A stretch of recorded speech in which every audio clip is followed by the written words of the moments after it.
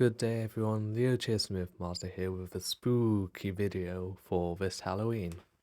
Today I am taking the Marvel characters of Agatha Harkness and Billy Maximoff aka Wiccan, and I'm going to be telling you my custom kits for how I would implement them into Marvel rivals. First up is Agatha Harkness, who would be a Vanguard with 600 health and a difficulty of about 3 stars. Her passive ability Spirit Guide means that when she dies, she enters a spirit form with free flight for a few seconds and gives nearby allies damage reduction. This would work similarly to Adam's ability but wouldn't be on a cooldown, she wouldn't revive where she was, and she'd provide damage reduction. Her primary fire, Amethyst Arcana, is an AoE projectile, similar to Wander's right click, but purple instead of red basically, and it's got ammo instead of charges. Her right click is a quick teleport in the directions she's moving, and this includes like if she jumps up and then you use it, she'll teleport up and so on. Plus she can use this while in her spirit form. If she clicks E, she gets the option to place a rune zone, which is a circular zone, and enemies in the rune zone cannot use any of their abilities other than their ultimate, and they can still use like their primary fire and melee and such, and she would have 2 charges on this ability.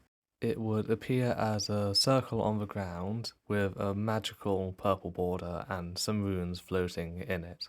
Her other ability allows her to hex either herself or an ally, and when a hexed character is attacked, the person who does damage to them takes 20% of the damage.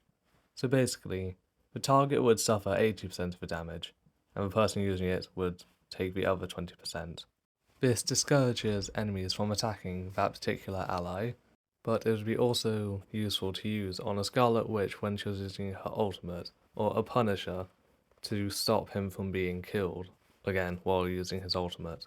Finally is her ultimate Surviving Salemite, which creates a massive circular rune zone, maybe about the size of Invisible Woman's ultimate, but kind of unlike Sue's, it would only appear as kind of a circle on the ground with some magic flickering up, not that high, but it would affect anyone kind of above it and stuff, if that makes sense. As well as stopping enemies inside the rune zone from using their abilities except ultimates and primary fires and such, it would also hex all allies inside the zone, which would be very useful in a team fight and for stalling a point. She would have a team up with Wiccan, and as the anchor she would gain a 10% max health increase, and we'll get onto what Wiccan gets from the team up later. Agatha would basically be a second magic wielding vanguard who provides less direct defense than Doctor Strange, and while he can cover multiple allies with his shield, she specifically targets an ally to hex and protect. She focuses more on utility that prevents or discourages your opponents from doing damage, which is exemplified by her ultimate combining her rune zone and hexing. Her damage output is fairly low, but she does have some mobility, and even when she dies she can still be helpful to her team. As I said, our next character is the son of a Scarlet Witch, Wiccan, and he would be a strategist with 250 health and a difficulty of 3 stars. Him being a strategist kind of rounds out the magic uses of having Agatha and Doctor Strange as vanguards, and Scarlet Witch as a duelist. He would have 2 passives, the first of which basically lets him hold space to slow his fall, and the second kind of being what ties his entire kit together. It's called Energy Conversion, and while he has over health, he can gain the ability to turn on free flight while double tapping space. As you'll come to see, gaining over health is a big part of his kit, and actually gives him quite a lot of survivability. His primary fire would be very similar to Agatha's but blue, and it can do heal and does healing as well as damage, though I imagine the explosion radius would be a bit smaller. And his right click ability Transmutation means that for the next 2 seconds after using it, he converts all incoming damage into overhealth, which is very useful for surviving an Iron Man or Wanda ult.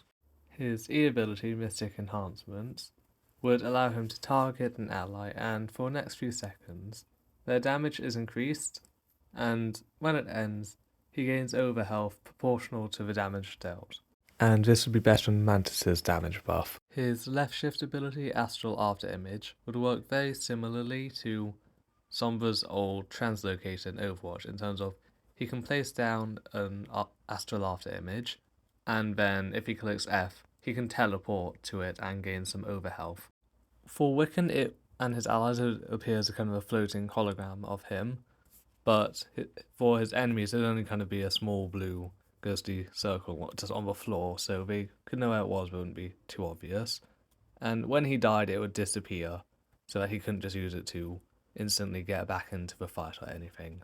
His ultimate Demiurge would act as a kind of team buff, and he would transform into his Demiurge form, which is basically him, but his body is kind of made of stars and such. And when he used it, he would gain a lot of overhealth and would reset the cooldowns of all nearby allies, giving them access to all of their abilities. He would have two team-ups, one with Magic, where as the anchor he would get a 10% cooldown reduction, and Magic would gain the ability to basically double jump in, or like Invisible Woman's jump where if she's in midair and she clicks space, she launches herself, and it has a cooldown. That's basically what Magic would get, but without turning herself invisible or anything. And for the last ability of this video, his team up with Agatha would basically give him a spirit form just like her, but instead of providing damage reduction to nearby allies, he would kind of release pulses of healing, a bit like Lifeweaver's tree in Overwatch, but obviously a lot less powerful. So, as I said earlier, Wiccan is a strategist with high survivability through being able to generate large amounts of overhealth, which in turn grants him mobility, which means he's great at staying on the field to heal your allies, even if he can only do that with his primary fire, but he can also boost their damage and reset their cooldowns with his ultimate. I considered giving him an ability to open a rift, a bit like the ones you see in Sanctum Sanctorum, and they'd act like Symmetra's portal in Overwatch, but I wasn't sure if that would kind of fit his character, so I ultimately decided against it.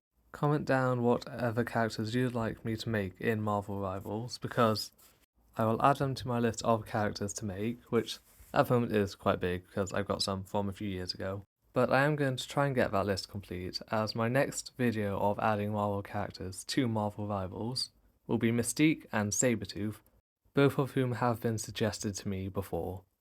Have a good day, and ta-ta.